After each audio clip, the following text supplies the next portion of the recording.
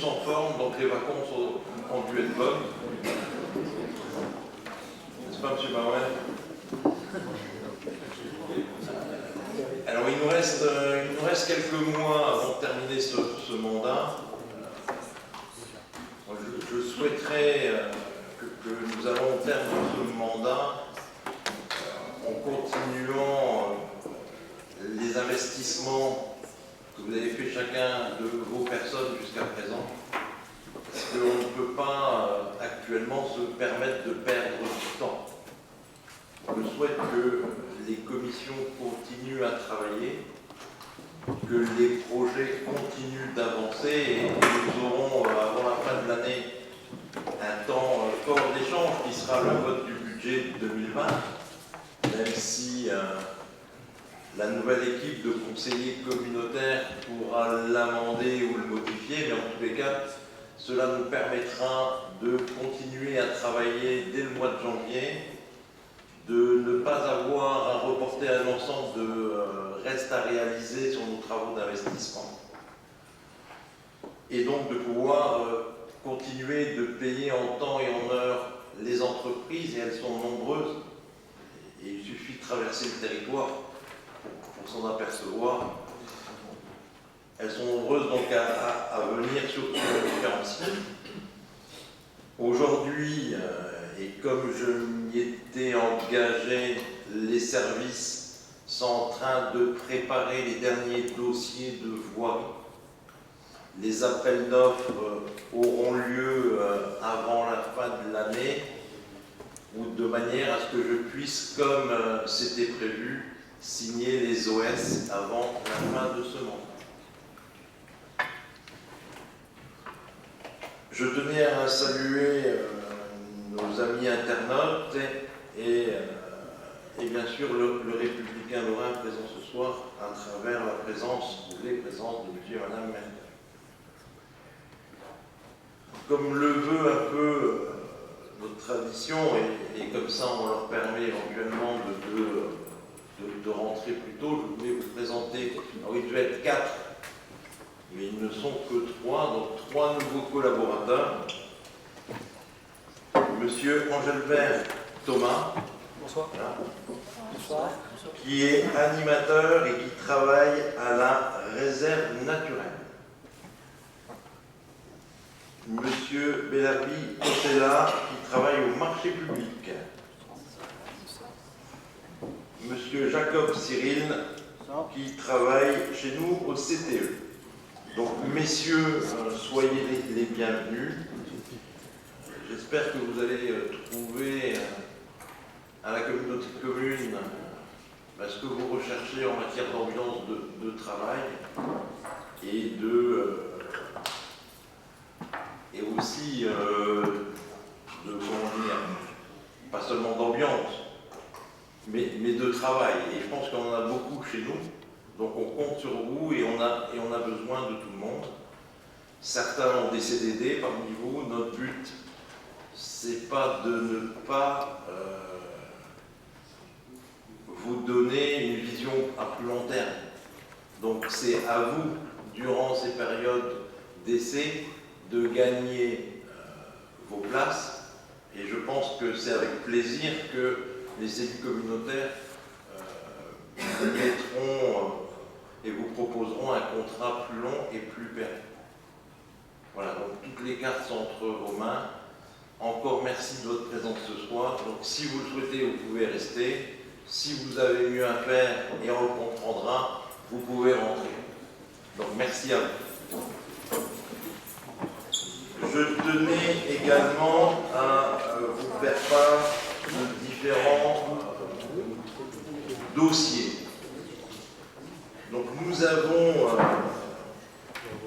et après en avoir parlé à la fois avec les services, avec Roland Walserzac, nous avons décidé de positionner la communauté de communes sur Paris, Terre de Jeux 2024, et de monter un dossier de base arrière un peu des Jeux olympiques. Forcément, à travers différents sites sportifs et un film pour vendre notre territoire et alimenter ce dossier va être réalisé. Donc sachez que la démarche est en cours et certains d'entre vous ont eu dans vos mairies, vous avez eu des papiers auxquels vous pouvez également adhérer.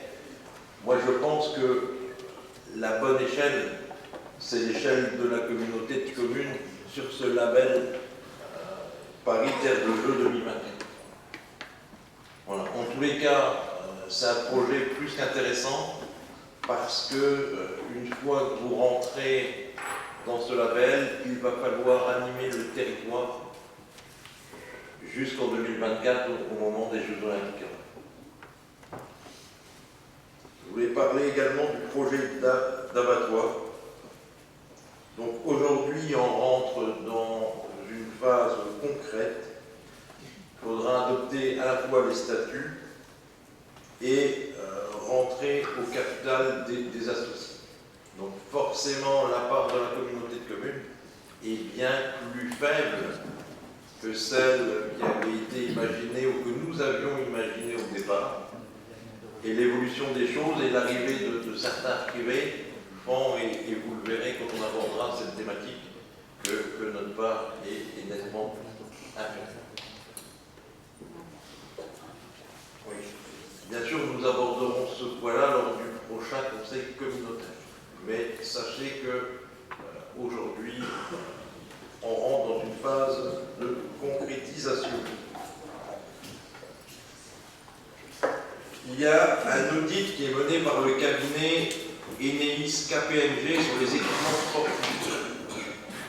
Vous savez, le but était de recenser les besoins des clubs et l'opportunité de construction d'équipements. Quelques communes,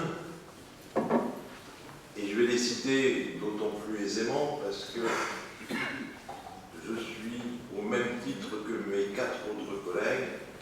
Il manque des retours de Breistroff-Lagrande, Entrange, Évrange, Pixel, Rodemack et Zoulgen.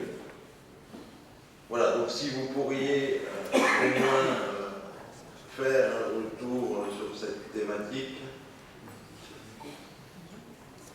Après le début officiel de ce conseil communautaire, je laisserai la parole également à Rachel, qui nous parlera et qui nous refera une communication sur l'EPFL, communication qu'on a eue dans nos différentes mairies, mais peut-être de réactualiser un peu les infos et de susciter l'intérêt d'être présent. Nous avons, j'ai encore rencontré cet après-midi les maires de Cons et de Haute-Cons. La CDCI devrait encore, parce que je n'ai pas eu de connaissance d'une autre date, se tenir le 15 octobre. Lors de la manifestation paysans en fête à Zoulgen, le préfet m'a dit qu'il risquerait d'avoir à cette date une problématique de quorum. En tout état de cause, moi j'ai reçu les communes de Cons et de Haute-Cons encore cet après-midi. Je vais écrire au préfet pour lui demander de maintenir la réunion du 15 ou d'en faire une très rapidement.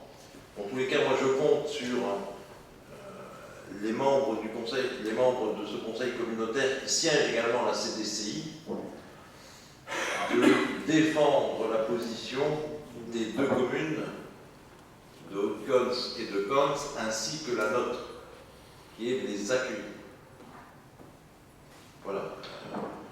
Je sais que le président de la CC3F,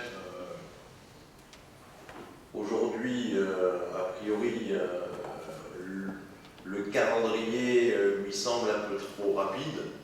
Donc je ne sais pas comment il va se positionner à la CDCI, mais en tous les cas, il est important que chaque membre de ce conseil communautaire, à un moment donné, fasse le travail nécessaire pour que ces 2 communes puissent nous rejoindre.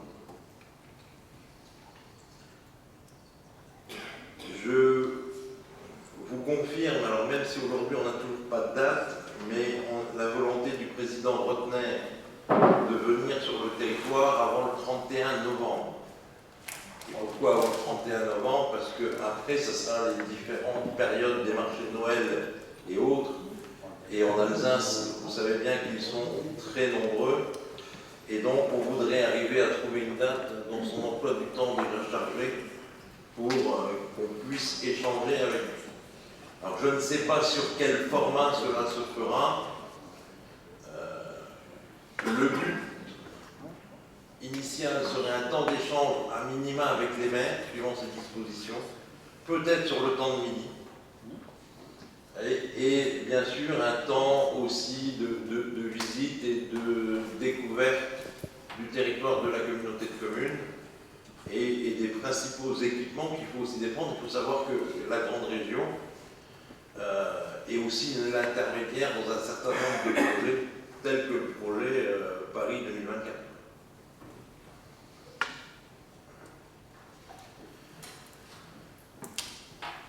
Le 8 du 10, avec Roland et Katia, je vais inviter le Républicain Lorrain afin que nous fassions un bilan, une première partie de la gestion communautaire de la piscine et que nous fassions également état des réflexions et des ambitions que nous avons pour ce site. Et à l'ensemble des réunions, donc je ne sais pas si vous avez déjà eu connaissance, finances et autres, si vous le permettez, j'en rajouterai une. Alors, j'avais prévu une date initialement, mais certains de nos collègues m'ont fait état que c'était la DCF, donc on verra bien qui serait présent, qui ne le serait pas. J'avais prévu initialement la date du 29 du 10, mais qui pourrait bouger. C'était un peu une réunion, comme on avait fait en fin de mandat la dernière fois, pour échanger avec les maires qui se représentent sur les différents projets et sur la vision qu'ils avaient et la projection de la communauté de communes pour le prochain mandat, de manière à ce que peut-être on puisse déjà flécher dans le budget 2020 certaines pistes. Voilà. Mais ça, je vous le dirai par la suite et je vous confirmerai la date. Je pense que vous avez tous signé la feuille de présence. Il nous faut désigner un secrétaire de séance. Mathieu, es-tu d'accord? Merci. Donc je peux considérer, et je vous ferai état des procurations après, que ce conseil communautaire est ouvert.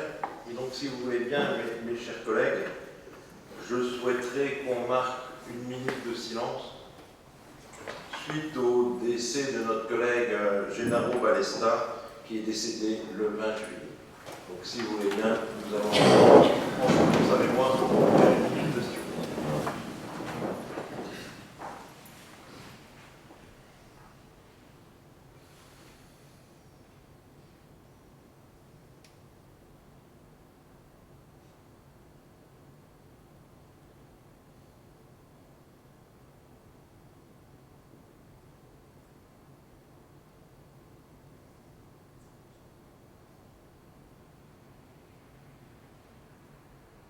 Merci.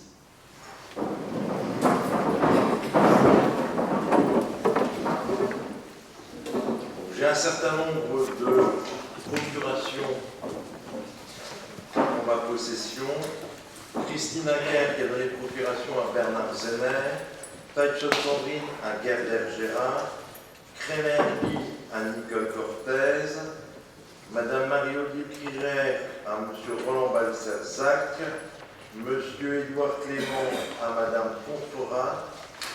Voilà. Est-ce que quelqu'un d'autre aurait des procurations que je n'aurais pas? Je vous remercie. Le premier point concerne l'approbation du compte rendu du Conseil communautaire du 25 juin. Est-ce que quelqu'un a une observation? Pas d'observation. Donc, si vous voulez bien, je vais laisser la parole à notre collègue vice-présidente du conseil départemental, Rachel, qui va vous parler de l'EPFL. Merci Michel. Bonsoir à toutes et à tous. Oui, en effet, j'ai demandé la permission à Michel de pouvoir intervenir pour information. Alors, l'invitation dont je vais vous parler, je ne sais pas si elle a été reçue en mairie directement ou pas. En tout cas, les EPCI ont été informés. Au niveau de l'EPFL, il y a le nouveau PPI, plan pluriannuel d'intervention, qui est en train de se mettre en place pour la période de 2020 à 2024. Et les membres du conseil d'administration et du bureau dont je fais partie, nous avons décidé d'organiser des rencontres territoriales dans les 4 départements concernés donc, par le PFL pour l'instant, parce qu'il y a aussi un projet d'agrandissement de l'EPFL et de se mettre à la dimension du Grand Est, mais bon, pour l'instant on est encore à la dimension Lorraine. Et donc je souhaitais vous informer de la tenue d'une de ces rencontres territoriales donc en Moselle, la semaine prochaine, le 1er octobre 2019, de 18h à 20h. Et cette réunion aura lieu à l'auditorium du tram à Mézières-les-Messes. Donc c'est l'occasion en fait pour les élus de venir. En fait, c'est un temps de concertation et d'échange, puisque dans le cadre de l'élaboration de ce nouveau PPI, on a travaillé au sein du conseil d'administration sur plusieurs pistes, mais ça nous paraissait intéressant d'aller à la rencontre des acteurs locaux pour présenter justement ce qui est envisagé et éventuellement recueillir des avis et des propositions qui nous permettraient d'enrichir le document que nous sommes en train d'élaborer. Voilà, donc si vous êtes intéressé pour participer à cette réunion, il suffit de vous rendre sur le site de l'EPFL, c'est www.epfl.fr, et vous pouvez vous inscrire en ligne à cette rencontre. Je vous remercie. Merci Rachel. Est-ce que quelqu'un veut réagir par rapport à cette information? Non, pas de réaction, donc pas de questions non plus. Donc si vous voulez bien, nous pouvons poursuivre l'ordre du jour de notre conseil communautaire. Le point 2 concerne des décisions que j'ai prises dans le cadre de mes délégations sur la période du 23 mai au 12 août. Est-ce que ces décisions entraînent des questions de votre part? Pas de questions. Je vous remercie. Le point 3 concerne des décisions du bureau qui s'est tenu le 21 mai 2019. Est-ce que ces décisions entraînent des questions? Pas de questions, je vous remercie. Le point 4 concerne des décisions du bureau du 25 juin. Y a-t-il des questions? Pas de questions, je vous remercie. Le point 5 concerne des décisions du bureau en date du 16 juillet 2019. Pas de questions, pas de remarques. Merci. Donc si vous voulez bien, nous allons passer au point numéro 6. Le point numéro 6 concerne un avenant avec Moselle Fibre. C'est-à-dire que vous savez que la règle est la suivante. Nous payons et avançons la trésorerie dès que les études sont lancées. Aujourd'hui, nous avons lancé la 3e plaque. Et donc, suivant les différentes avancées, lors de la première et de la 2e plaque et de la 3e plaque, un nombre de plaques supplémentaires est venu se greffer.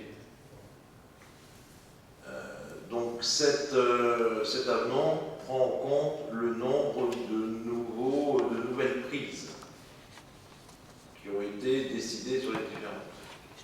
Voilà. Entre le moment où ce rapport vous est présenté, et je n'ai pas voulu le changer, et qu'il a été présenté au bureau, il y aura la prochaine fois un avenant, mais à la baisse. C'est-à-dire qu'entre les chiffres qui nous ont été communiqués et lors du bureau, on a beaucoup discuté sur le montant de ces chiffres et le nombre de ces chiffres, ce qui nous a permis de ressaisir Moselle Fibre, et vous verrez la prochaine fois qu'on va fortement diminué la demande. Voilà. Le nombre de prises, en fin de compte, est un peu moindre, et beaucoup moindre que ce qui était comporté là. Je sais qu'il y a des problèmes. Je sais qu'un certain nombre de questions remontent de vos habitants, remontent de vous-même. On essaye de faire suivre un maximum. Bon, ça se fait plus ou moins bien, plus ou moins vite. Roland, Michel évoquaient avant réunion du bureau, en plus des comportements de Orange qui renvoyaient les gens vers les mails. Donc j'imagine bien que cela vous met un peu à mal. Sachez que le 30, avec Jean-Paul Dastilung, nous recevons l'ensemble des membres du groupement, mais les big boss, pour leur faire un état. Vous savez qu'on était sur une phase qui est un peu la phase et le temps ciseau, où les mauvaises, comment dire, les mauvaises lignes des tableaux devaient s'inverser si on voulait pouvoir tenir l'objectif. Donc on va recevoir les entreprises et groupements en l'absence du président Biden. Nous lui ferons bien entendu un compte rendu et le lundi d'après, il y aura un comité syndical ainsi qu'un bureau de nos actions. Donc l'ensemble des problèmes que vous nous remontez, en tous les cas, les services les font suivre aussi à vos actifs. On essaye de faire mieux. Je dirais que dans l'ensemble, c'est acceptable. Je ne vais pas dire que c'est bien, je ne vais pas dire que c'est mal, je veux dire que c'est acceptable si on prend le nombre de prises et le nombre de travaux. Par contre, il faut vraiment comprendre, on ne va pas les excuser ni rien, mais comprendre que le groupement a du mal à trouver des sous-traitants qui ont eux-mêmes beaucoup de mal à trouver du personnel. Voilà. Les entreprises, on a de la chance, ont des agendas qui sont a priori bien remplis. Mais au-delà de ça, ils ont une grosse difficulté, c'est de trouver du personnel. Ça ne s'est pas réglé. Il y a 6 mois ou 8 mois en arrière, je vous alertais sur les problématiques de trouver de la fibre, mais cette affaire-là a été réglée. Donc on n'a plus de problème de fibre. Par contre, il y a toujours le problème de main-d'œuvre. Voilà. Mais bon, continuez à nous faire remonter vos remarques et nous on essaie de les faire suivre au mieux. Oui, Joseph. Qu'il y ait des problèmes techniques sur un projet aussi majeur, tout le monde peut le comprendre. Mais je voudrais remonter quand même une information et la partager avec vous tous. C'est le manque de communication. Plusieurs des administrés relancent Orange, il n'y a jamais de réponse. Et ça, je pense qu'en termes de comportement, c'est pas très correct vis-à-vis des abonnés qui, en fait, aujourd'hui, si je ne me trompe pas, il n'y a que Orange et NS qui sont éligibles sur ce projet-là. Et c'est pas encore ouvert ni à SFR ni à Will. Donc, soit il faut ouvrir la concurrence et peut-être mettre la pression sur Orange, ou alors Orange, à la réunion de la fin du mois, il faut à tout prix leur demander de répondre au moins par politesse, d'expliquer les problèmes s'ils en ont, ça tout le monde peut comprendre, mais à minima communiquer. Alors, Joseph, tu as raison, mais par contre, les patrons d'Orange ne sont pas là parce que Orange ne fait pas partie du groupement. Le groupement, c'est CGTREL, Sogea et Axians qui font les travaux. Et ensuite, Orange intervient comme le fournisseur. Mais ils n'ont rien à voir avec les travaux du groupement. Et c'est là où des fois le bas blesse. Et tu as raison, la communication d'Orange n'est pas bonne, mais elle n'est pas bonne pas seulement dans ce domaine-là. Lorsqu'on fait de l'enfouissement de réseau, parce que c'est un peu eux indirectement aussi, on a aussi beaucoup de mal. Voilà, donc c'est un vrai problème d'Orange. Après, il y a des fois, Orange ne trouve pas telle ou telle habitation pour une problématique d'adressage. Donc là, c'est un problème de Moselle Fibre, de Moselle Numérique. Parce que je rappelle, il y a le groupement qui fait les travaux, ensuite il y a le concessionnaire qui est Moselle Numérique, et ensuite, ce concessionnaire a permis à des fournisseurs d'accès à Internet, NS et Orange pour l'instant, d'intervenir sur le réseau, mais cela, on ne les gère pas et on ne les tient pas dans le groupement. Par contre, sachez que c'est en très bonne voie et ça devrait se faire avant la fin de l'année. On devrait voir arriver SFR et puis c'est pas nous qui ne les voulons pas, c'est à un moment donné, il fallait qu'ils signent une convention avec nous. Pourquoi? Parce que les travaux qui sont faits par le syndicat, qui sont payés par les collectivités au moins à hauteur de 66%, et bien il y a une location. Pour que ces fournisseurs d'accès Internet puissent utiliser la fibre et autres, ils doivent signer une convention avec le groupement, avec Moselle Numérique, avec Moselle Fibre, de manière à pouvoir utiliser les routes ou l'autoroute qu'on a construite. C'est qui? C'est toi, Benoît? Juste par rapport à la fibre, et Gabi Weber pourra le confirmer ou l'infirmer, sur aussi les retours que j'ai eu plutôt négatifs, c'était pas par rapport à l'installation de la fibre elle-même, c'est plutôt quand il y a une ouverture de chaussée ou de trottoir, le temps qu'il faut pour fermer le trottoir, qui peut être entre 4 et 6 mois, voire plus si affinité. Et pendant ce temps-là, si quelqu'un trébuche sur le trottoir, qui est responsable? C'est une bonne question parce que le problème là, on l'a aussi avec Enedis. On l'a avec Enedis. Heureusement que le tour de Moselle passé, ça a permis de fermer quelques trous chez nous parce que sinon il y était encore. Tu as raison, donc on a le même problème avec Enedis. Au-delà du délai qui est presque inacceptable, il y a aussi la problématique où nos habitants sont confrontés, où Orange dit moi je n'ouvre pas là, et les autres disent moi je n'ouvre pas là. Là c'est du domaine public, là c'est du domaine privé, etc., etc. À partir du moment, et de ce que je sais, et dans la majeure partie des cas, on est sur le domaine public, et je me tourne vers Pascal, c'est Orange qui doit faire les travaux. Une fois que les travaux sont réceptionnés, et voilà, c'est Orange qui va venir brancher ses abonnés. Oui, le fournisseur d'accès, donc dit Orange, c'est le fournisseur d'accès qui, à un moment donné, doit mettre en œuvre le service de son client. Mais c'est vrai que certaines tranchées restent trop longtemps. D'autres questions sur ce point? On peut... À qui on transmet, on va dire... Si tu transmets tout à nous, tu te trompes. Non mais qui nous... Donc il y a Patrick Béni comme élu, il y a Gabi Weber au niveau des services, et il y a moi-même.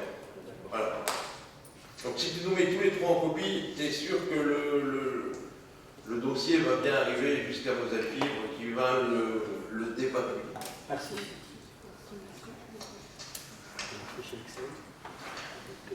Donc s'il n'y a plus d'autres questions, on peut passer au vote. Est-ce que quelqu'un s'abstient? Est-ce que quelqu'un est contre? Je vous remercie. Le point numéro 7 concerne le PAPI. Il ne s'agit pas de l'EHPAD, cher reporter. Il s'agit du programme d'action de prévention des inondations.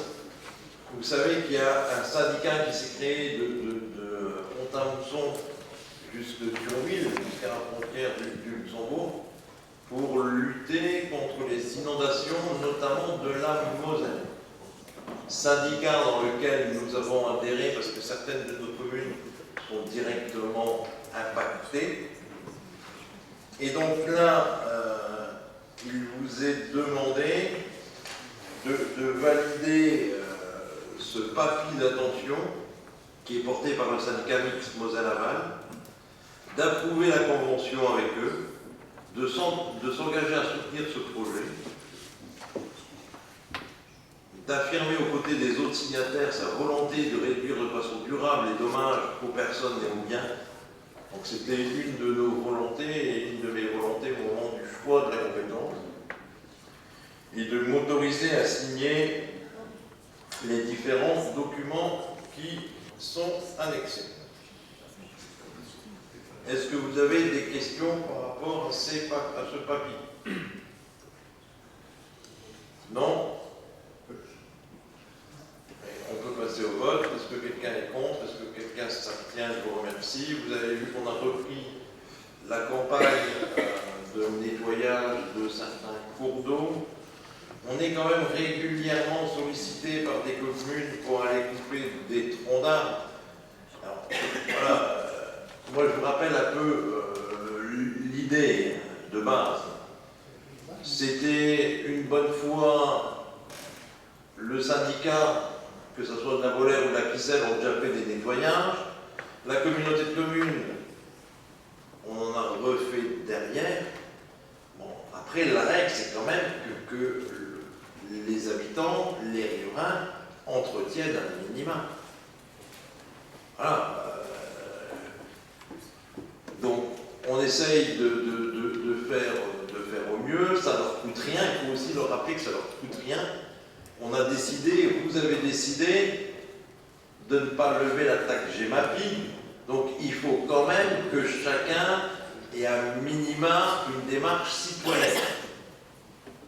Donc c'est bien de nous transférer toutes les demandes, mais soyez aussi le relais de la communauté de communes sur le terrain et de rappeler à chacun ses droits, devoirs et obligations.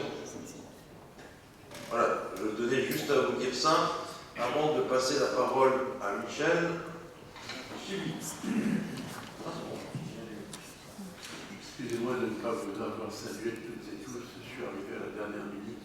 Je ne savais pas à laquelle on avait commencé, donc je me suis assis à votre place. Je vous salue toutes et tous. Le point numéro 8 concerne le budget général, décision modificative numéro 2. Donc vous avez un certain nombre de chiffres en section de fonctionnement, en recettes dépenses. Il faut savoir que cette section de fonctionnement s'équilibre à hauteur de 2250,46 € et qu'il s'agit pour les dépenses d'augmenter les crédits, principalement pour le versement de subventions pour l'entretien de bâtiments.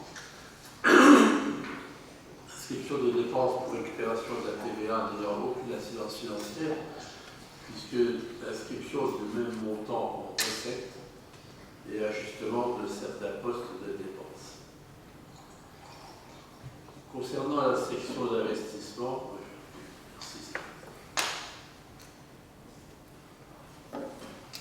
j'aurais dû y penser avant. Pour la section fonctionnement, les recettes, pardon, donc l'inscription de recettes pour récupération de dépenses de la vie, de la part de la CAPFT et de la CCP3F. L'inscription de recettes permettant d'amener des mandats de pour récupération de la TVA. Ça concerne principalement l'ancien bâtiment Lidl. En section d'investissement, l'équilibre est atteint pour un montant de 4 628 874,76 €. Donc un ajustement de crédit qui s'explique en dépenses par l'augmentation de crédit principalement pour les travaux de voirie, la P2 et pour l'aménagement numérique, la P4 pour l'acquisition de matériel. L'inscription de dépenses aussi pour régulariser, récupérer la TVA pour le bâtiment de l'ancien Lidl. Il n'y a aucune incidence financière puisque l'inscription des montants en recettes. L'inscription de crédit en dépenses pour les travaux de voirie et GEMAPI en maîtrise d'ouvrage délégué.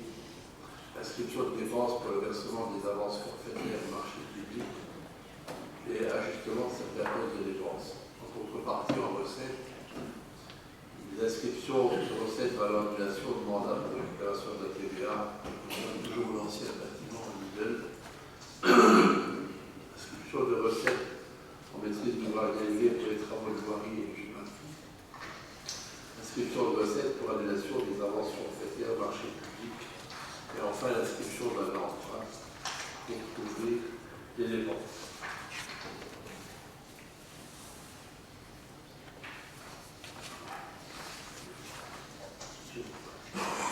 Voilà. Est-ce que par rapport à cette décision modificative, vous avez des questions?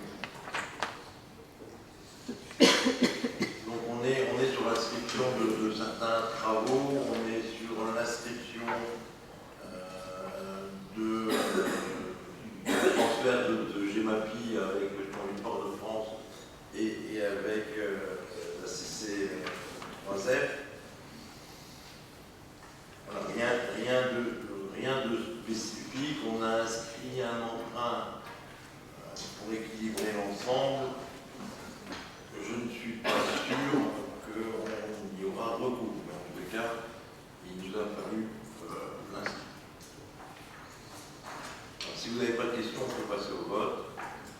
Qui est contre? Qui s'abstient? Je vous remercie. Michel. Le point numéro 9 concerne le budget d'assainissement collectif. Décision modificative numéro 2. Donc, en section d'investissement, en dépenses et en recettes, le budget s'équilibre à 0. Comme vous l'avez vu, cela concerne que des dépenses d'investissement, avec des ajustements de crédit qui permettent d'arriver à 0. Donc la section d'investissement comprend essentiellement les dépenses pour la prise en compte de la création d'une zone humide pour la STEP 2030 et l'achat de matériel et des ajustements de crédit, comme je vous le disais. Est-ce que vous avez des questions sur ce point? Pas de questions, on peut passer au vote. Qui est contre? Qui s'abstient? Je vous remercie.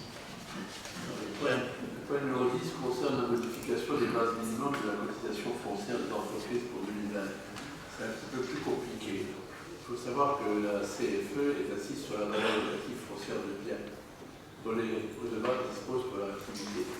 Quand cette valeur locative est faible ou nulle, par exemple lorsque le local est utilisé par un redevable à une faible surface ou fait partie de son habitation personnelle, l'imposition est établie sur une base minimale, dont le montant annuel est fixé par une délibération de l'organe délibérant, dans les délits prévus par le Code général des impôts.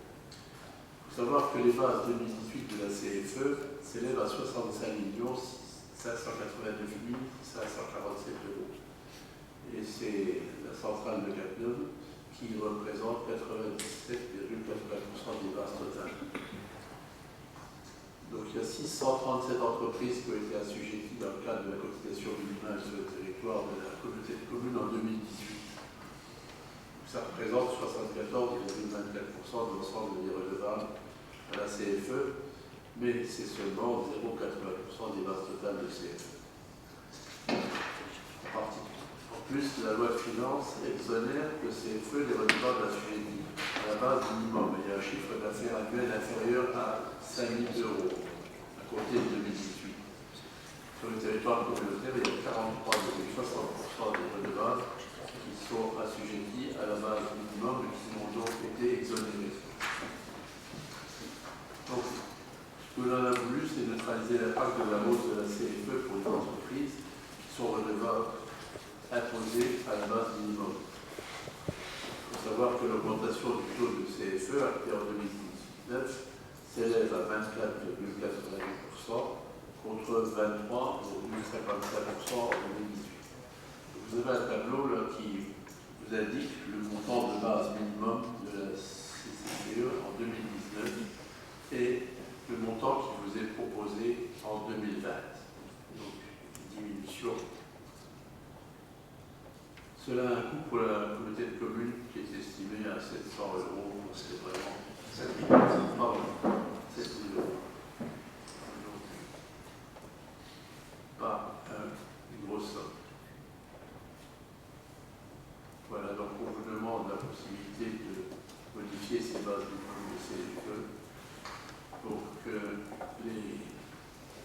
fiscalité des entreprises soit modérée pour les petites et moyennes entreprises.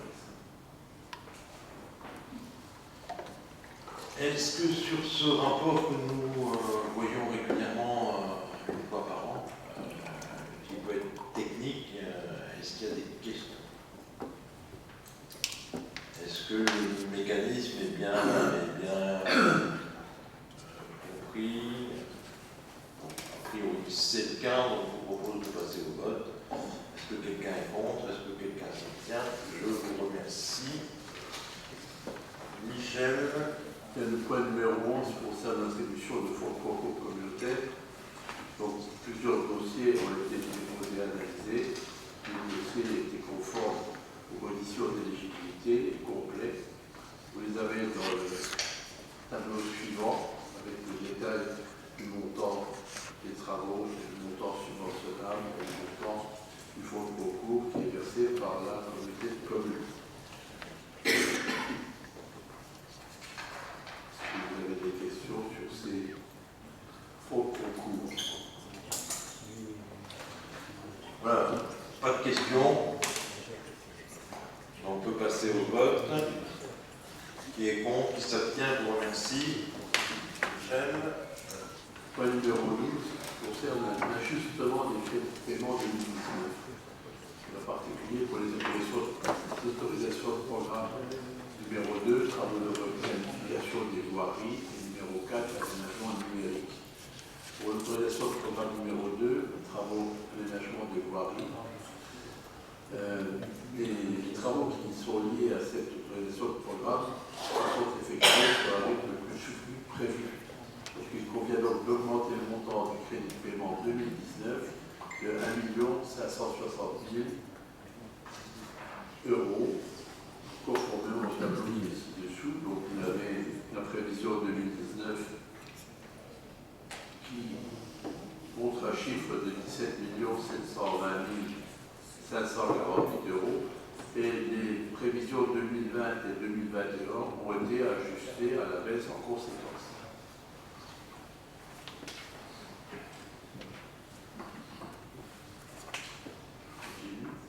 Oui.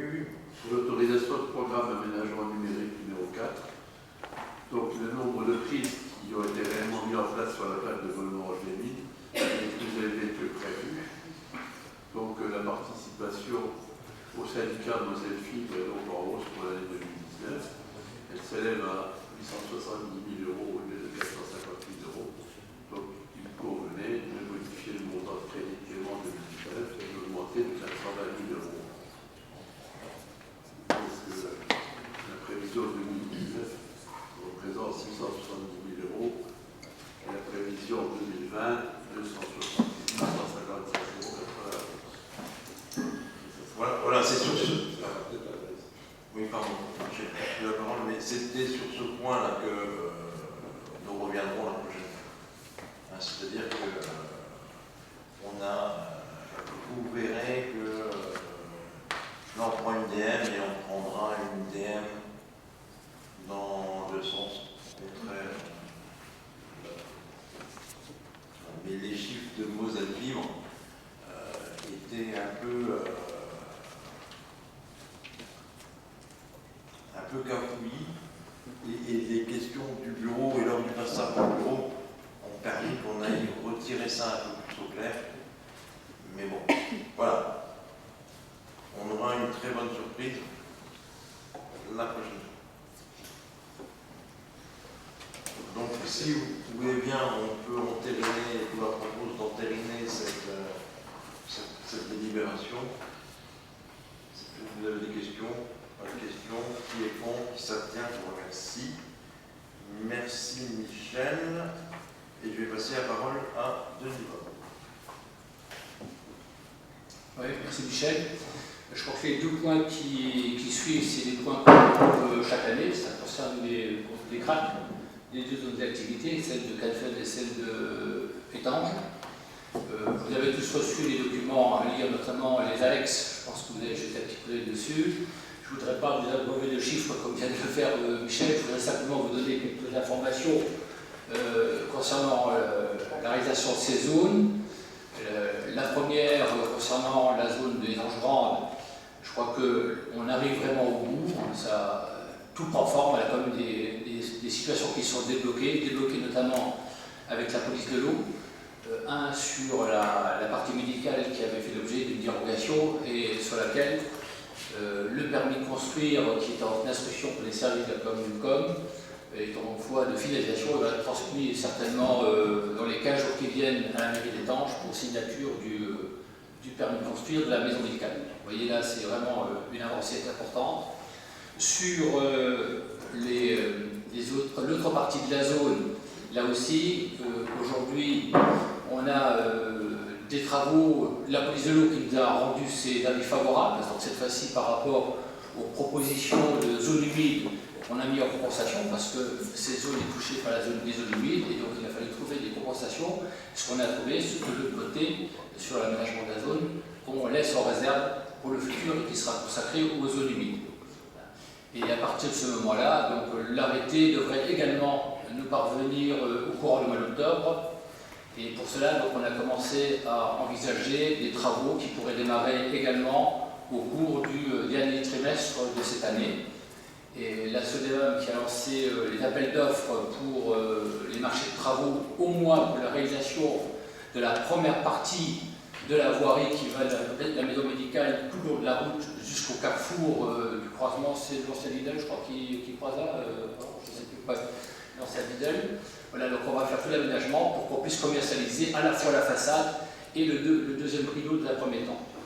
On sait que l'ensemble de ces travaux-là va s'élever approximativement sur cette phase-là à un peu plus de 300 000 €. En tout cas, c'est les prévisions de la SODEVAM. La commission d'appel d'offres se réunit lundi. Donc, lundi, je pense que les travaux les marchés pourraient être attribués et donc ça suivra son cours. Voilà les informations que je voulais vous donner donc, pour la réalisation également de ces travaux. La SODEVAM demande une avance de trésorerie de 300 000 €. Je crois qu'il faut accepter pour qu'on puisse poursuivre l'aménagement, parce que la vente des terrains aujourd'hui n'est pas acquise par rapport à la vente des terrains de la maison médicale. Ça concerne le point sur Étanges-Grandes. Le point sur Canfun, là, par contre, la Comcom est propriétaire de l'intégralité du foncier, donc il n'y a pas de foncier à acquérir, contrairement à Étanges où il a fallu acquérir du foncier. Sur Canfun, donc la Comcom est propriétaire du foncier. Par contre, on est dans la phase d'étude et aujourd'hui, là, les travaux, les difficultés qu'on a rencontrées sur Étanges se reproduisent un peu sur Canfun, puisque la police de l'eau considère que l'étude environnementale qui était lancée dès 2015-2016 n'est plus d'actualité parce que, soi-disant, on aurait entrepris les fouilles archéologiques qu'on devait faire, puisqu'on ne peut pas faire autrement d'examiner pour les terrains avant de pouvoir voir si on pouvait y construire. Aujourd'hui, la police de l'eau nous reproche donc d'avoir fait ces fouilles, il nous demande de relancer une étude environnementale complète, c'est-à-dire une année complète, puisqu'ils font l'étude environnementale sur les 4 saisons. Voilà, pour voir un peu le développement de la faune et de la flore. Donc voilà où est-ce qu'on en est. Donc on a payé une première étude de travaux, des honoraires de maîtrise d'œuvre, etc. Et on va devoir tout relancer. Voilà. Donc là, de la même façon, la SODEVAM qui n'a rien sollicité jusqu'aujourd'hui demande une avance de trésorerie pour pouvoir donc, payer toutes ces études environnementales et puis les études d'honoraires, ainsi que la rémunération forfaitaire qu'on doit également à la SODEVAM à hauteur de 30 000 € par an sur 4 ans, plus la rémunération forfaitaire de 20 000 €. Voilà, Michel, ce que je voulais vous dire. Donc, bien sûr, la commission et le bureau ont été saisis de ces points et ont émis un avis favorable. Voilà, est-ce qu'il y a des réactions sur ces deux rapports?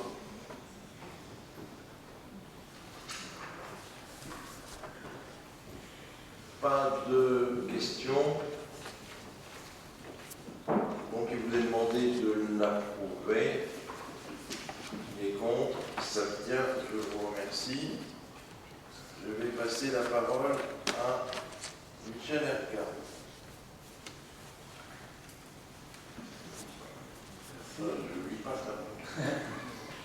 Merci Michel. Si on peut faire avancer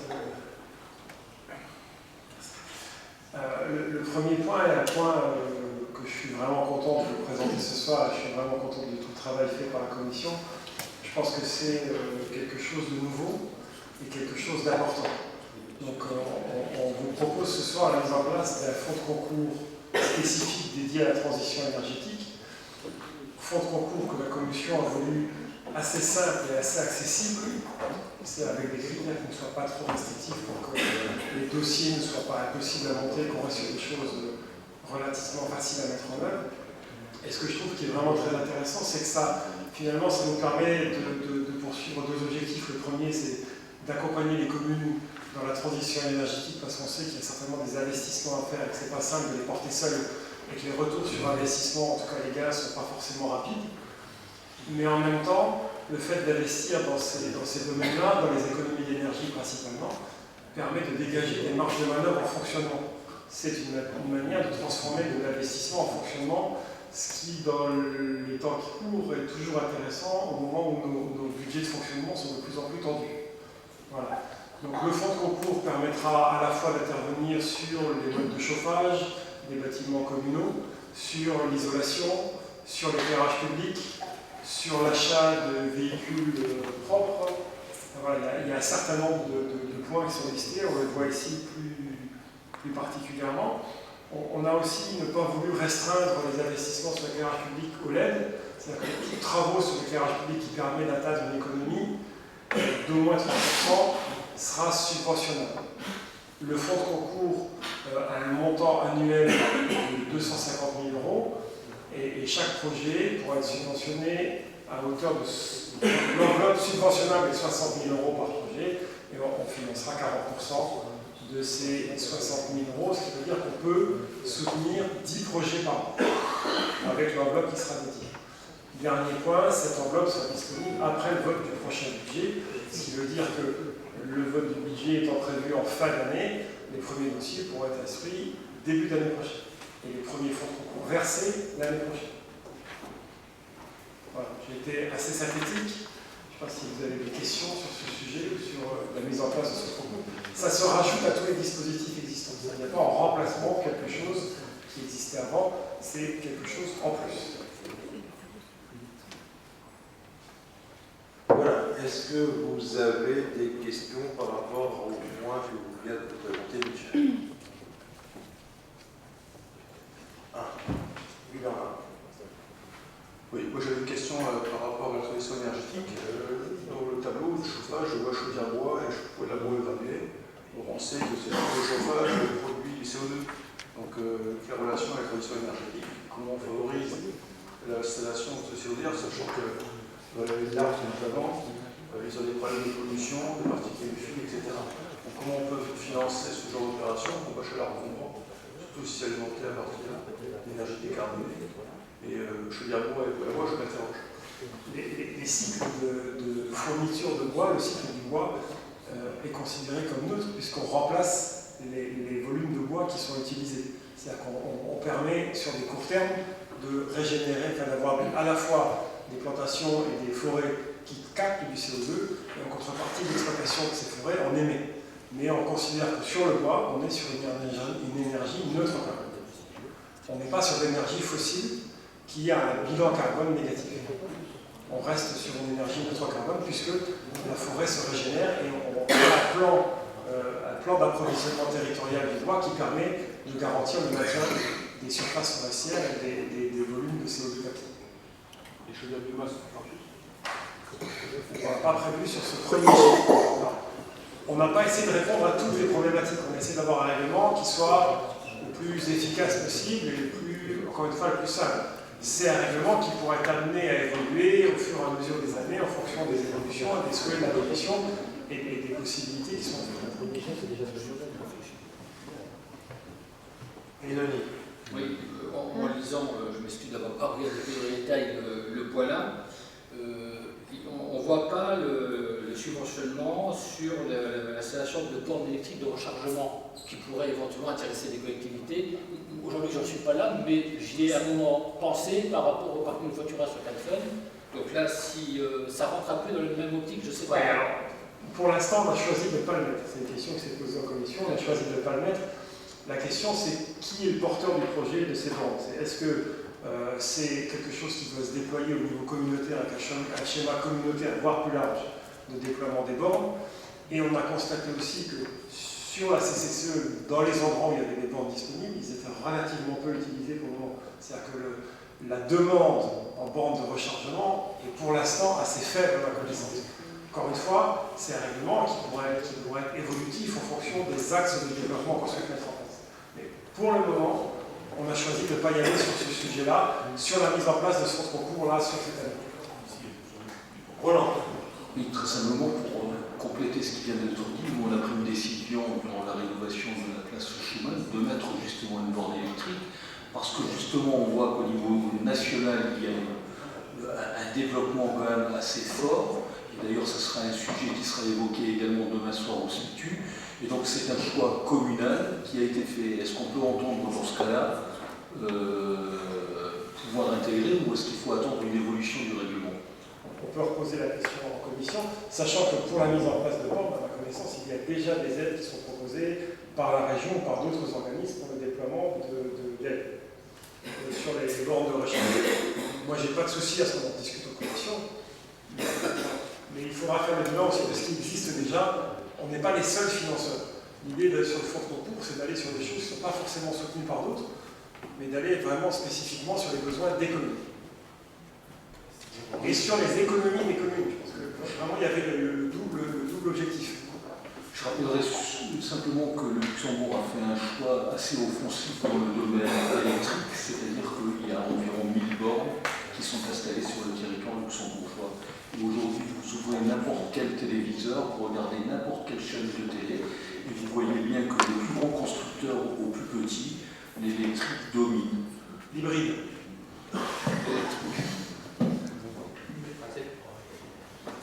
C'est cher qui se mord la queue. Vous voulez développer. Voilà.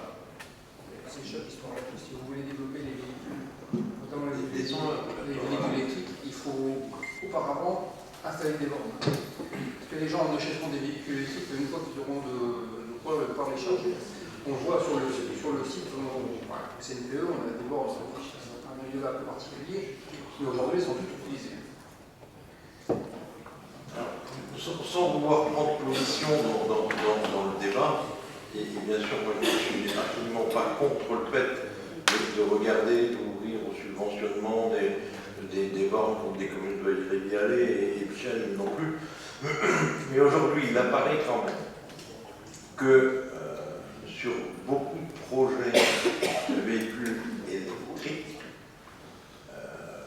le plus grand nombre charge et décharge charge et se recharge chez eux à domicile.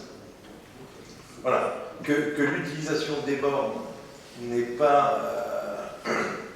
optimisée et utilisée, ça marche bien, éventuellement à Luxembourg, ça peut marcher, parce qu'aujourd'hui on voit, et nous on a acheté un véhicule électrique, et on voit que son autonomie fond au fur et à mesure de quelques kilomètres. Je crois qu'il y a certains agents qui se disent que s'ils doivent aller vérifier 3 chantiers, ils hésitent à le prendre. Donc, hormis des véhicules qui sont à la pointe de la technologie comme Tesla et autres, je veux dire, pour les autres, c'est quand même encore un peu compliqué. Et donc, oui, le Luxembourg, c'est bien, et c'est normal que on a beaucoup de gens qui vont venir de Metz travailler et autres, et qui vont se recharger et profiter de leurs 8 heures de travail pour se brancher.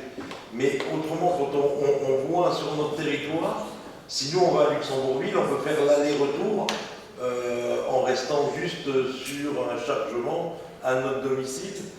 Et on peut voir aussi, et j'en terminerai là, sur les problématiques du Val de Fench et ailleurs, avec des charges rapides, des charges lentes.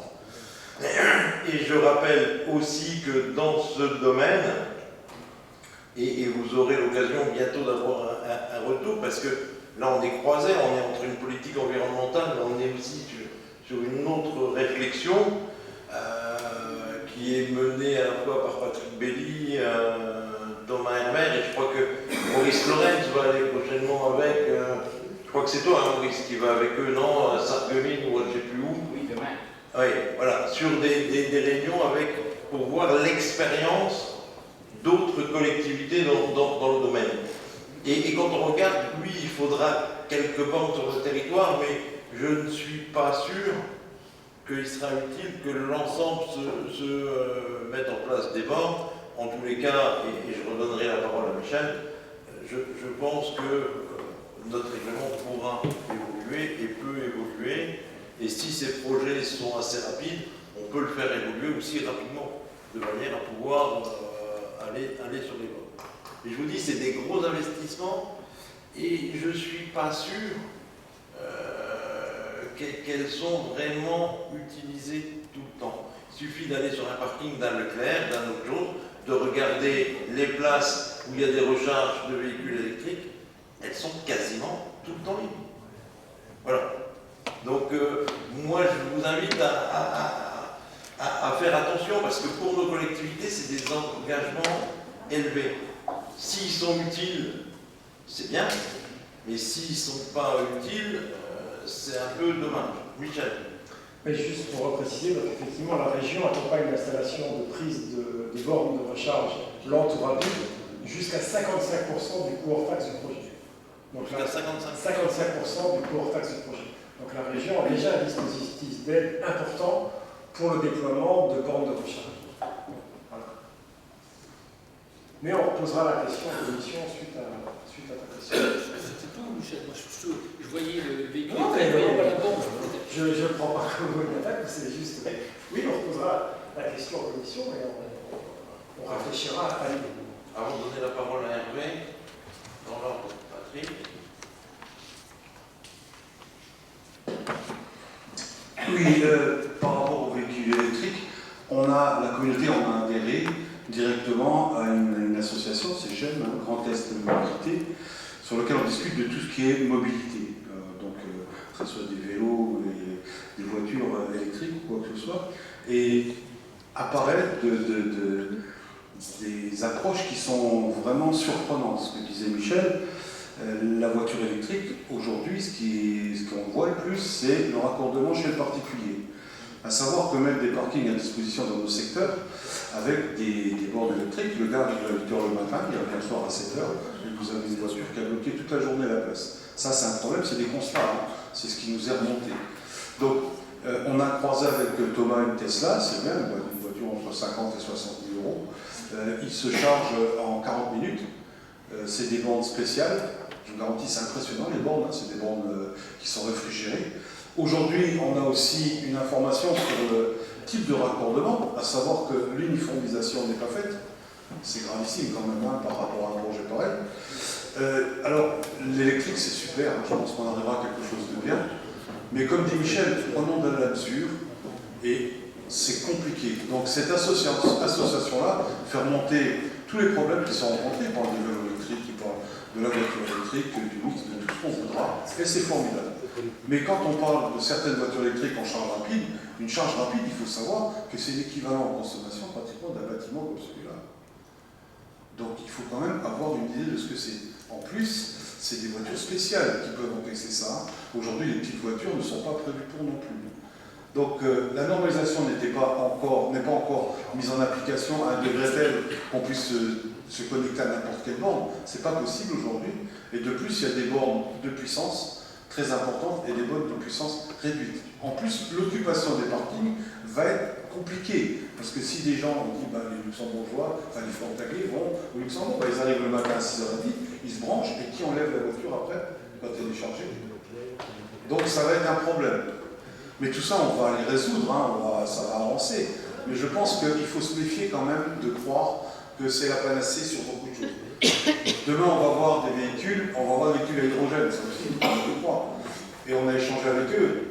Sarreguemines, ils font ça, et l'observation qu'ils nous ont fait remonter. Donc on voit bien qu'au début, au balbutiement, c'est un coup, c'est la voiture qui marche bien et pas la centrale, et un coup, c'est la centrale qui marche bien et pas la voiture.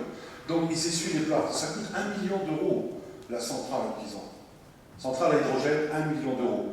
Donc il y a des enjeux, il faudra y aller, c'est sûr. mais observons ce qui se passe. C'est compliqué, c'est vrai que les constructeurs y vont. Si on prend le taux de croissance de vente de véhicules électriques, c'est surtout dans le professionnel que ça se fait. C'est pas chez les particuliers. On n'en est pas encore là. Voilà, c'est tout. Mais c'est quand même à envisager très sérieusement, mais c'est pas pour l'année prochaine. Il faut y aller doucement. Même les constructeurs, et Joseph nous dira, souffrent sur la voiture électrique. Voilà, moi c'est tout. Entre-temps, je pense que tout a été dit, et je rejoins tout à fait Patrick. Effectivement, aujourd'hui, il y a un gros problème de normalisation. Chaque constructeur fait ses normes. Il y en a qui sont à 400 volts, d'autres qui sont à 800 volts, et voilà. Et effectivement, les bandes de charge rapide, c'est excessif. Ça a des prix quand même très élevés. Il y a Porsche qui est en train de développer sa nouvelle gamme. Il parle de bornes de charge rapide à plus de 150 000 € là-bas, effectivement. Et l'utilité, c'est pour tout le monde, c'est d'avoir des charges rapides. Charge lente, c'est bien chez soi, mais dans le domaine public, tout le monde est apprécié juste la charge rapide. La charge lente n'a aucun intérêt, ou utiliser effectivement une place de parking pour toute la journée, qui n'a aucun intérêt. Voilà.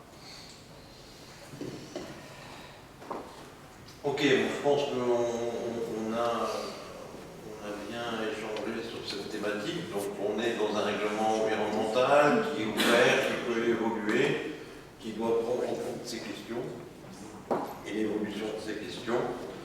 C'est un geste, un premier geste, mais un geste fort qui est fait d'afficher la mise en œuvre de ces fonds de concours plus ou moins dédiés à l'environnement, même si certains projets auraient été éligibles sur vos anciens fonds de concours.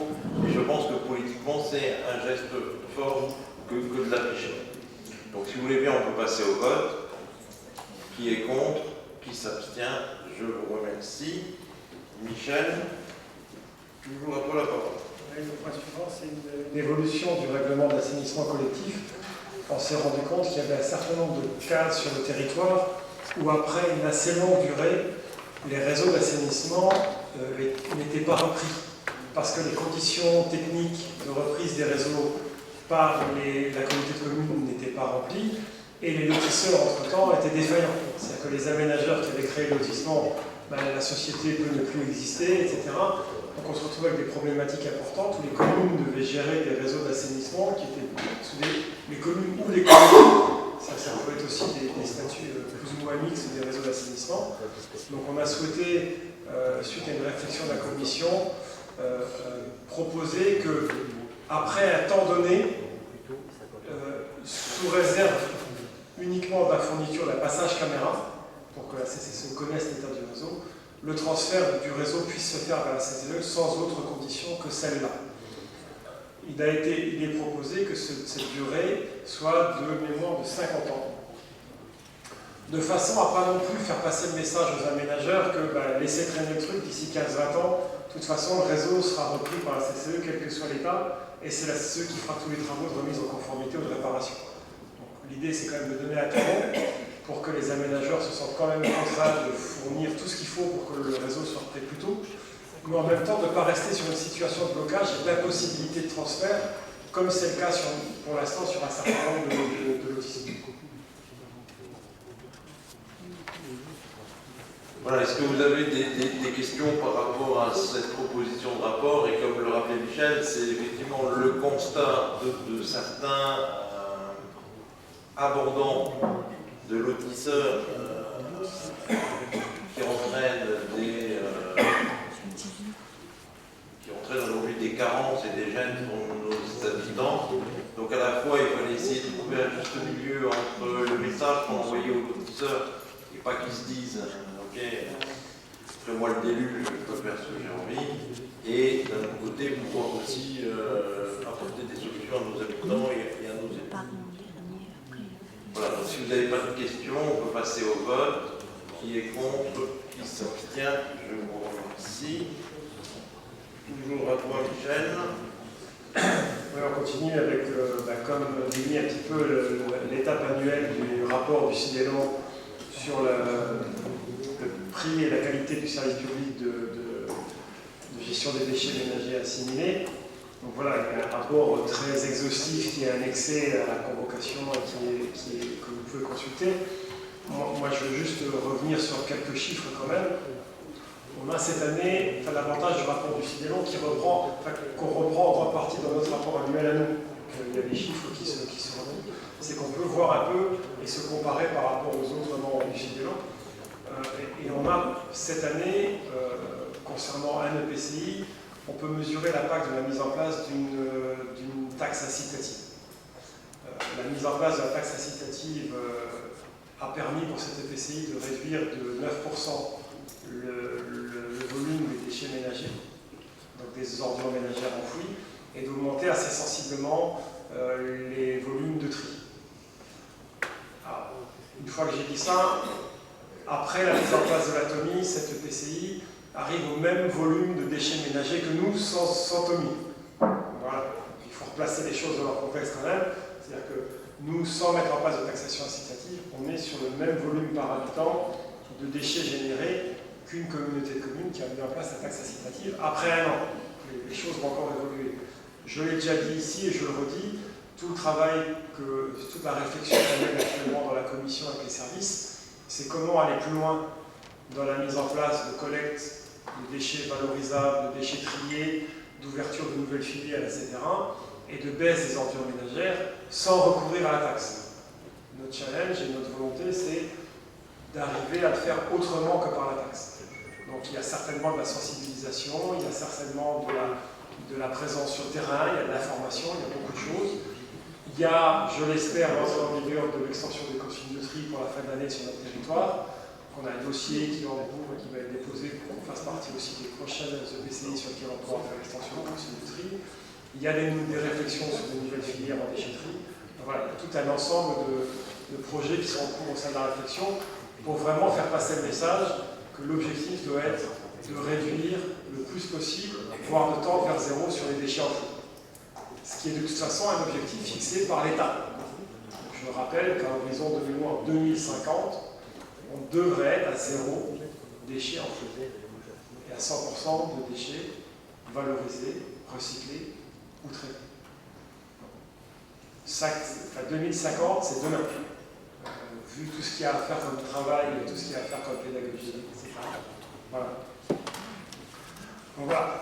Le CIDELON reprend aussi un certain nombre de projets d'avenir qui vont en partie aussi nous concerner sur les modes de collecte, mais je pense que Michel est mieux placé que moi pour parler de ces projets futurs du CIDELON, parce qu'il a la double casquette de président de l'EPCI et du CIDELON.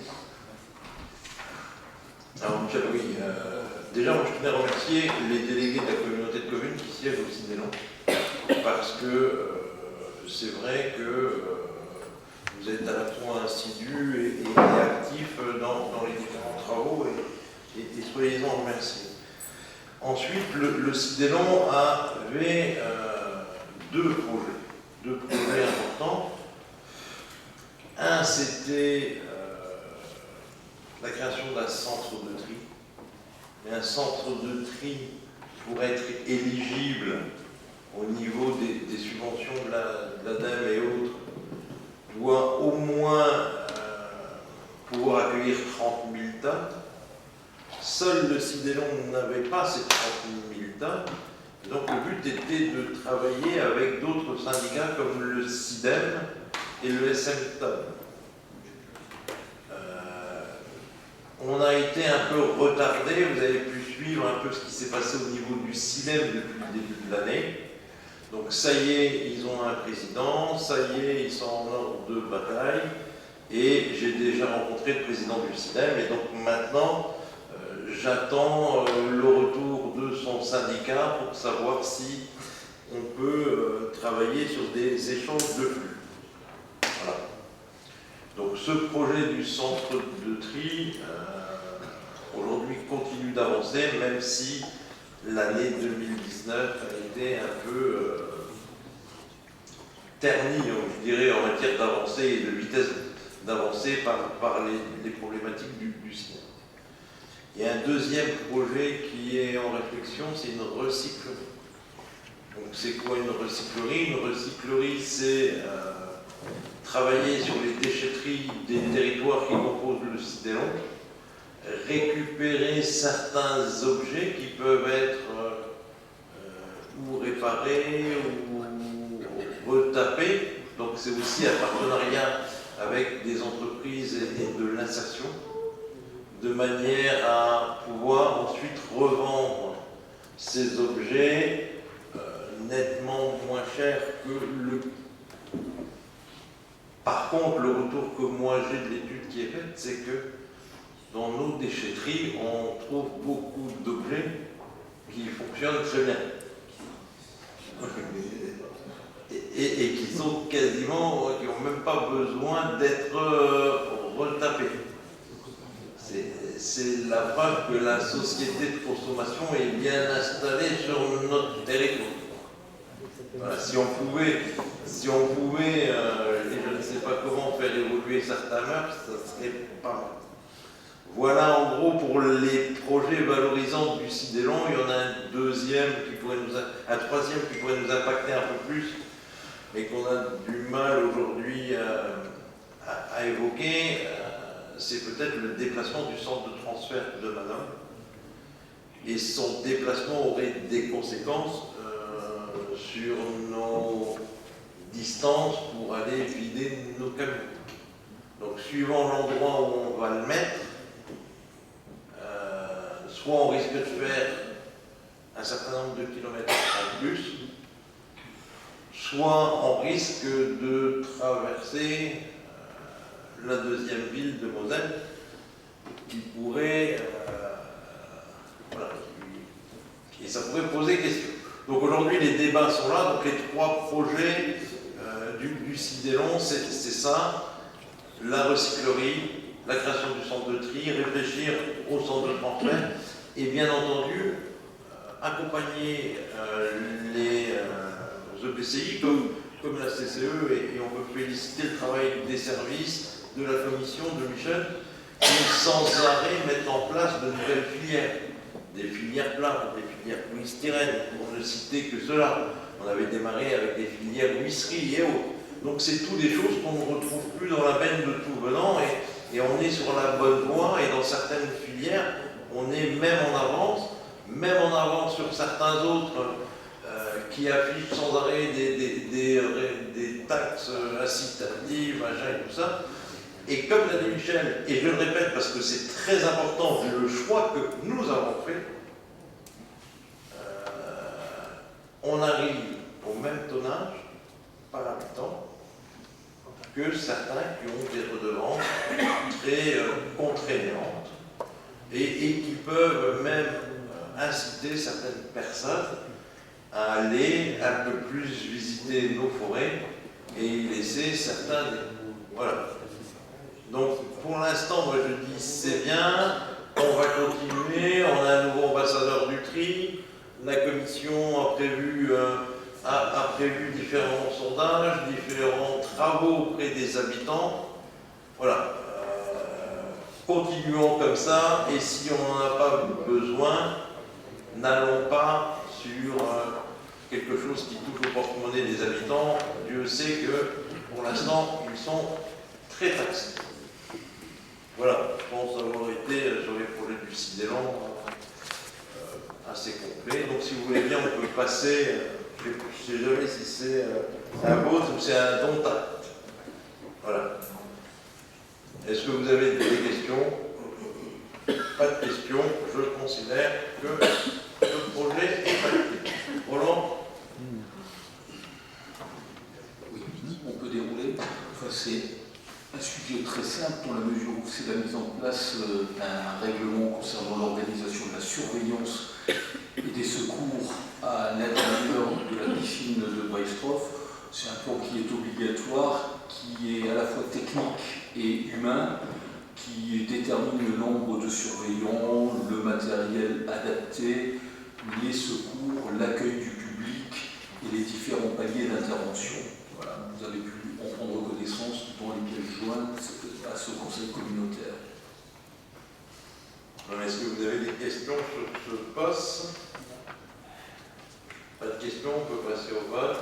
Qui est contre, qui s'abstient. Vous l'arrivez dans les divers. Je vais peut-être repasser la parole à Roland. Je sais que Roland voulait communiquer sur un courrier. Oui, effectivement, merci de me donner la parole, parce que je pense que ça doit concerner quelques élus ici présents ce soir.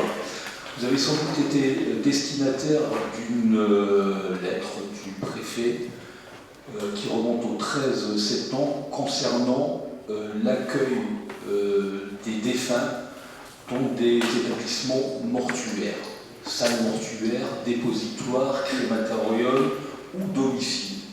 Il se trouve que dans cette note qui fait suite à un rapport de la Cour des comptes qui remonte à 2016 et qui a été livré en 2018, la Cour des comptes épingle sérieusement les services de pompes funèbres, mais se tourne à la fois vers les pompes funèbres et également vers les communes, avec quelques règles précises, puisque le rôle du dépositoire qui concerne beaucoup d'élus dans cet édifice, le dépositoire n'existe plus. Le dépositoire ne peut exister que dans différentes situations à l'intérieur du périmètre d'un cimetière. Concrètement, un dépositoire qui est placé à l'extérieur d'un cimetière ne peut exister. Paradoxalement, cette note démontre aussi qu'on autorise un retour en arrière, puisqu'on autorise l'exposition d'un cercueil après mise en bière au domicile du défunt ou d'un membre de la famille. Le dépositoire, lui, est complètement prohibé, et si les communes sont obligées d'aller vers une salle mortuaire, la salle mortuaire répond à quelques règles précises. Zone d'accueil, séparée de la zone de soins, d'habillement, de réfrigération, réfrigération qui va de 0 à 5 degrés, pièce de nettoyage qui fait au minimum 12 mètres. Vous voyez qu'il y a quelques règles précises et incontournables qui impliquent un investissement fort des communes. Mais concrètement, le plus grave aujourd'hui pour nous élus, et particulièrement sur un territoire comme le nôtre, et j'ai eu le cas étangerand de la semaine dernière, pour une vieille famille étangeoise, et je peux vous dire que ça crée un émoi, c'est que les pompes funèbres ont été destinataires de la note du préfet et qu'il est interdit maintenant pour les pompes funèbres de déposer un cercueil après mise en bière dans un dépositoire au risque de perdre son agrémentation. Alors bien évidemment, l'ensemble des prestataires, eux, ne vont plus courir de risque. Le poids est mis sur nos communes, sur nos décisions. Que faire? Il existe donc, je vous l'ai dit, trois possibilités officielles, la chambre mortuaire, le crématorium et le domicile du défunt ou celui de la famille. Et l'église. Et c'est là, l'église, le bâtiment cultuel. Alors, pour ce qui concerne Étanges, j'ai cherché, je me suis renseigné, j'ai écrit ce matin au préfet que j'avais rencontré jeudi dernier, et je lui dis qu'à Étanges, en fait, comme nous sommes en règle, puisque nous sommes sur la partie de l'ancien cimetière, et nous sommes en commun avec l'église, donc sur le bâtiment cultuel. Donc, a priori, je ne vois pas ce qui s'opposerait à une réponse défavorable. Néanmoins, le problème se pose pour nous tous, parce que ça va nécessiter, si véritablement les prestataires de pompes funèbres respectent à la lettre, et je pense qu'elles vont le respecter, les directives du préfet, ça veut dire que dans les prochains mois, dans les prochaines années, vous ne pourrez plus avoir de corps, et même les vieilles familles de vos communes ne pourront plus entreposer et exposer un cercueil dans un dépositoire classique, comme c'est le cas à Étangerand, comme c'est le cas à Gavis, comme c'est le cas dans beaucoup de communes, à Volmerange et autres. Et je trouve que la situation, à la fois, elle nous met mal à l'aise, parce que je peux vous dire que c'est un émoi considérable pour une famille qui est déjà impactée par le deuil. Bien évidemment, ce n'est pas le conseil communautaire qui aura une réponse là, mais c'est quand même un sujet de première importance, parce que ça touche vraiment nos populations profondément impactées par un deuil déjà, et en plus gênées par la suite sur une mesure qui ne laisse pas de chance et pas de possibilité transitoire. Voilà ce que je souhaitais vous dire. Je ne sais pas quel est le ressenti chez vous. Peut-être que certains peuvent s'exprimer, mais la situation à Étanges, ce n'est pas le sujet le plus gai de la soirée, je vous l'accorde, mais je crois que c'est un sujet très profond dans nos communes. J'ai téléphoné à Virus. Alors, Benoît demandait la parole après Maurice. Vas-y. Juste un mot, effectivement, ça pose des questions d'utilisation de ce local. Ça pose des questions par rapport à tout simplement par rapport aux familles qui avaient l'habitude d'utiliser des locaux qui aujourd'hui ne pourront plus l'être. Et plus largement, on se pose aussi des questions et les habitants se posent des questions. Comment c'est possible qu'aujourd'hui on ferme un local où il y a moins d'un an, l'État nous a obligés à dépenser à peu près 5 000 € dans le cadre de l'agenda accessibilité. On a donc aujourd'hui un bâtiment accessible au PMR, mais que au PMR, surtout pas pour un défunt. Donc les gens ont forcément du mal à comprendre qu'on nous oblige à prendre un bâtiment accessible pour moins d'un an après nous dire qu'il ne faut pas l'utiliser, on marche un peu quand même sur la tête. D'accord. Alors Maurice, je vais essayer de te donner la parole parce que quand tu as appuyé sur le bouton, et donc c'est notre technicien en temps, tu as appuyé tous les micros. Et j'arrive même plus à éteindre. Non, mais c'est pas grave. Oui, vas-y, Maurice, je préfère qu'on parle comme ça sans micro. Donc c'est vrai, mais je crois que ça date depuis 2011, il y avait déjà un décret qui était sorti. Mais j'ai téléphoné hier aux pompes funèbres Virus et également aux pompes funèbres légers d'Autange avec qui on travaille de temps en temps. Et donc ils m'ont bien confirmé qu'ils ne mettront plus de corps au dépositoire de Montmorency. D'ailleurs, ni à Autange, ni dans aucun dépositoire, puisque de toute façon, il risque trop. Après, et je livre ça comme ça, et Roland a raison, mais si chacun d'entre vous, vous l'êtes, peut être raisonnable, avoir une vision communautaire, il y a des territoires où ce type d'infrastructures sont créés à l'échelle intercommunale. Ça veut dire simplement qu'il n'y en aura pas une dans chacune de vos mairies. Et n'est pas à dire, chez moi, voilà, il va falloir trouver l'endroit à la fois géographique et de population et de concentration de population, ainsi que, mais il peut très bien y avoir une réflexion d'un bâtiment de ce type-là à l'échelle intercommunale. Voilà.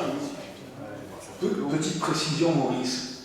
Je dis bien que le rapport, effectivement, la note était réitérée depuis 2011 avec des marges de tolérance, mais qu'elle est radicale sur le compte-rendu de la Cour des comptes qui est paru en février 2019. Et c'est bien le compte-rendu de la Cour des comptes paru en février 2019 qui réactive la mesure, mais avec beaucoup plus de contraintes et de rigueur, et qui ne laisse aucune possibilité, a priori, de s'en sortir. Voilà, moi je pense que, et Roland a raison de nous interpeller sur cette thématique, c'est vrai que quand les familles sont dans cette période très difficile qui est le deuil, il y a beaucoup d'émois. Et à un moment donné, si les corps doivent aller à je ne sais pas combien de kilomètres, si la famille doit s'y rendre, voilà, donc moi ce que j'aimerais bien, mais c'est pas personne qui veut le dire, et en tous les cas, moi je suis prêt à l'entendre.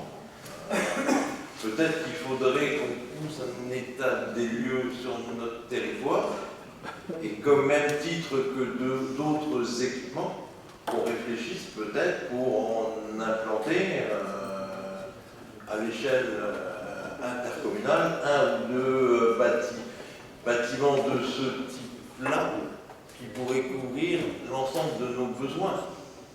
Parce que si les gens vont venir dans vos communes où il y en a un et que ça ne matche plus, si on leur dit qu'il faut aller à Thionville, ou peut-être demain à Hayange ou à Algrange, ou je ne sais pas où, ils vont juste demander si on n'est pas tombé sur la tête.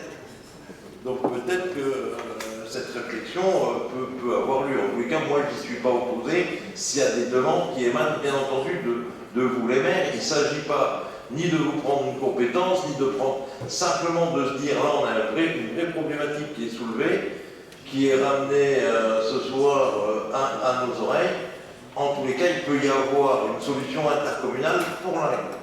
Oui, Roland. Oui, dernière précision, je le redis, la note est très claire.